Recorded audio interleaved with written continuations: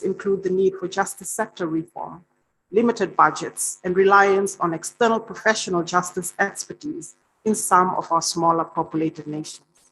Lack of funding means that systems and infrastructure that support access to justice are not consistently available. Resource constraints affect potential court users and prevents economically disadvantaged people from accessing the formal justice sector. Much research has been done about violence against women and children in the Pacific, and I'm sure many of you are familiar with the grim results. The prevalence of violence against women and girls in all its forms in most countries in the Pacific is higher than the global average of 35%. It is endemic. In Tonga, Samoa, Kiribati, Fiji, and Vanuatu, national research shows the rate of lifetime experience is over 70%. That's double the global average, and is 64% in Solomon Islands. UNFPA's global database on gender-based violence includes 5 Pacific Island nations in the 10 countries in the world with the highest intimate partner violence against women. To link the prevalence rates back to the theme of this forum, I'd like to share data presented to the Papua New Guinea Parliamentary Inquiry in 2021. Only 2% of the approximately 15,000 registered gender-based violence cases were prosecuted, and the 300 prosecuted cases resulted in 100 convictions. That is the scale of the challenge. The COVID-19 pandemic has added more difficulties to accessing justice through border closures, domestic travel restrictions, and curfews or lockdowns. Yet we know from service providers that gender-based violence increased at the same time, in some nations by very significant numbers. Survivors were basically trapped in households with abusive intimate partners or others. Pacific Judicial Strengthening Initiative notes that while legal aid for victims of family violence is available in some nations, often by civil society organizations, capacity remains limited.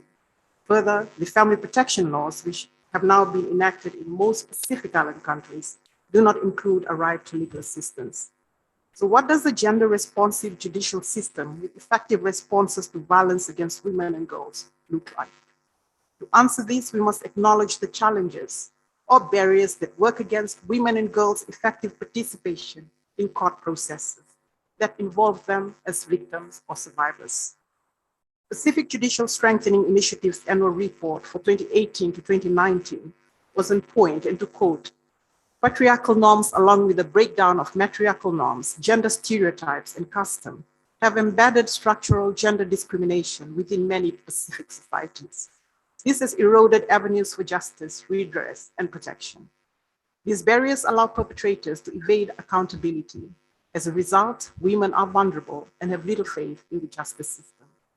Barriers, unquote, barriers to accessing justice for women in Fiji, as identified by the 2017 Fiji Women's Rights Movement report, Balancing the Scales, Improving Fijian Women's Access to Justice, include the physical accessibility of courts for those who live in rural areas, lack of victim support services, lack of integrated and regular analysis of sex desegregated data on cases involving violence against women and girls, cost of accessing the justice system, the sole breadwinner being a mitigating factor in sentencing for rape, lack of information for women living with disabilities on services that are available for them to more effectively access the formal justice system, the need for capacity building in order to improve the delivery of high quality services for women, including training for domestic violence restraining orders and collection and use of forensic evidence.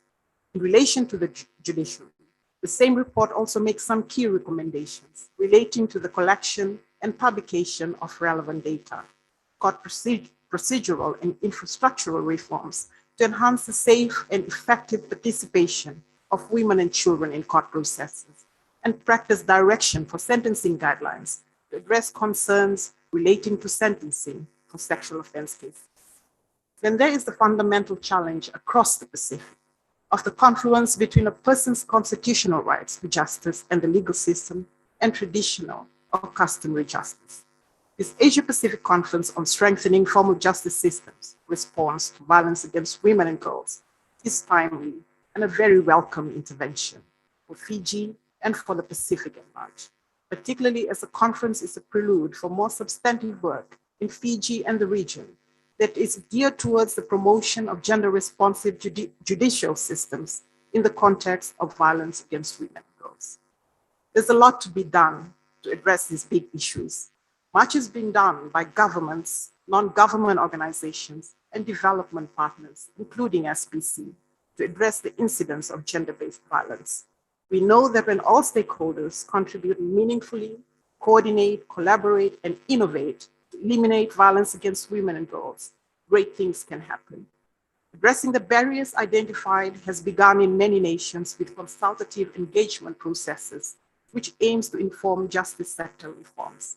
The voices of civil society, communities, women and girls are critical in the shaping of these reforms and ensuring that the justice sector is held accountable. Transformative change needs transformative solutions. Reform must be multi-pronged and multi-layered. Capacity strengthening with all stakeholders must result in better, sustainable outcomes for survivors. I wish you all the very best in your deliberations, and my most sincere thanks to ADB and UNDP for this conference and the initiative that will follow if required. Good luck.